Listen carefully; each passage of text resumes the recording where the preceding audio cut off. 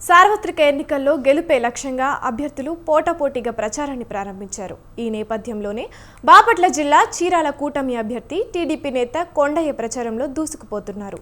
గత ప్రభుత్వంలో జరిగిన ఇబ్బందులు, పదే పెరిగిన ఛార్జీలను ప్రజలకు తెలియజేయడంతో పాటు రాబోయే టీడీపీ ప్రభుత్వంలో అమలు చేసే సూపర్ 6 పథకాలను వివరిస్తూ ప్రచారం నిర్వహిస్తున్నారు.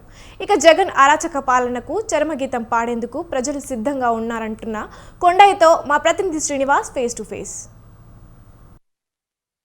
అభ్యర్థి ఎంఎం కొండయ్య గారు మనతో పాటు ఉన్నారు.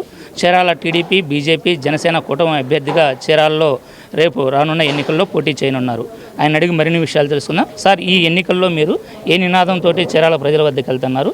అక్కడ ప్రజల నుంచి మీకు ఎటువంటి స్పందన ఉంటుంది? ఈ 4 సంవత్సరాల 11 నెలల కాలం ఏదైతే జగన్మోహన్ రెడ్డి గారి పాలన ఉందో, ఈ పాలనందు ఆయన ఏ రకమైన విధ్వంసకర కార్యక్రమాలకు పాల్పడ్డారో వాటన్నిటిని కూడా ప్రజలకు వివరించడానికి ముందుకెళ్తున్నాం.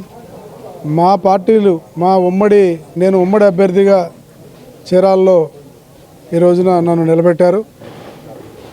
మేమందరం కూడా సూపర్ 6 అనేటువంటి కార్యక్రమం ద్వారా, అలాగే బీసీ డిక్లరేషన్ అనేటువంటి మరొక కార్యక్రమం ద్వారా, అలాగే ఈనాటి వరకు జరిగినటువంటి ఈ 4 సంవత్సరాల్లో జరిగినటువంటి దాడులు, ప్రతిదాడులు, అనేక మందిని పొట్టన పెట్టుకున్నటువంటి సంఘటనలు, వీటన్నిటి మీద కూడా ఖచ్చితంగా మేము పోరాటానికి సిద్ధంగా ఉన్నాం.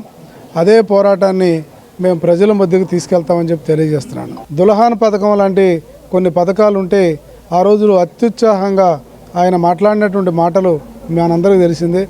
50,000 మేము ఇస్తుంటే లక్షిస్తా అన్నాడు, అది ఇవ్వలేకపోయాడు. అది ఇస్తున్నాం. అనేకమైన పథకాలను కూడా మేము ఇవ్వడం జరుగుతుంది. ముఖ్యంగా బీసీలు కానీ మైనార్టీస్ కానీ 50 సంవత్సరాలు నిండినటువంటి వాళ్ళకి మేము పెన్షన్స్ కూడా ఇస్తున్నాం. ఇవాళ పెన్షన్ కూడా 4,000 రూపాయలు పెంచడం జరిగింది. అలాగే గతంలో చంద్రన్న బీమా అనేటువంటి ఒక పథకం ఉండేది.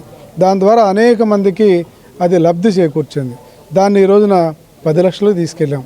ఈ రకంగా అనేకమైనటువంటి కార్యక్రమాల ద్వారా మేము ప్రజల్లోకి వెళ్తున్నాం.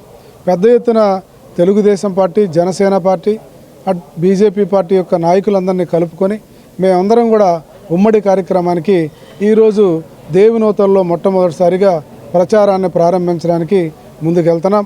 భగవంతుని యొక్క ఆశీస్సులతో ఖచ్చితంగా మేము చీరాలని ఇప్పుడు తీసుకున్నటువంటి టైంలో 2 సార్లుగా ప్రజల దగ్గరికి వెళ్ళి ప్రజలు ఈరోజు పడుతున్నటువంటి ఇబ్బందులు అంటే ఎలా ఉన్నాయంటే, మద్యపాన నిషేధం గురించి చాలా పెద్ద ఎత్తున మాట్లాడాడు. ఈరోజు మద్యపాన నిషేధాన్ని ఏం చేశాడు? 25,000 కోట్లు అప్పు తీసుకొచ్చి ప్రజలందరినీ కూడా మోసం చేశాడు. అలాగే 8 సార్లు కరెంటు పెంచి కరెంటు రేటు పెంచిన తర్వాత 300 యూనిట్లు కాలక తప్పుతుందా?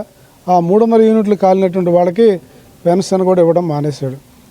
ఇలా పెన్షన్లో కూడా అనేక రకాల సమస్యలు ఉన్నాయి. ఈరోజు ఇల్లు ఉంటే పెన్షన్ ఇవ్వట్లేదు. అలాగే వాళ్ళు ఏదైనా బతుకుదెరువు కోసం ఒక కారు కొనుక్కుంటే దానికి పెన్షన్ ఇవ్వట్లేదు.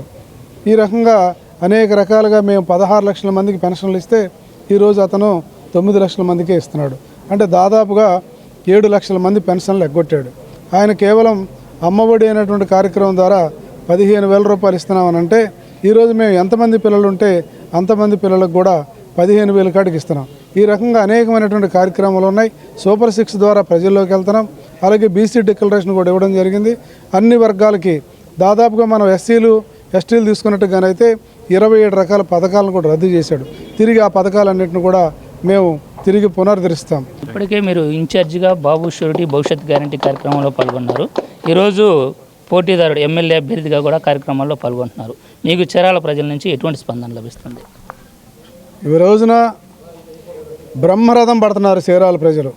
దీనికి ఒకటే కారణం, ఈ 5 సంవత్సరాల్లో ఏ ఒక్క చిన్న పని కూడా నేను చేశాను అని చెప్పుకోలేని స్థితిలో వాళ్ళు ఉన్నారు.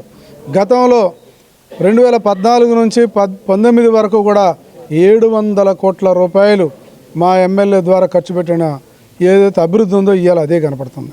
మరి ఏ రకంగా చూసినా, ఎక్కడ చూసినా తెలుగుదేశం పార్టీ అభివృద్ధే కనపడుతుంది.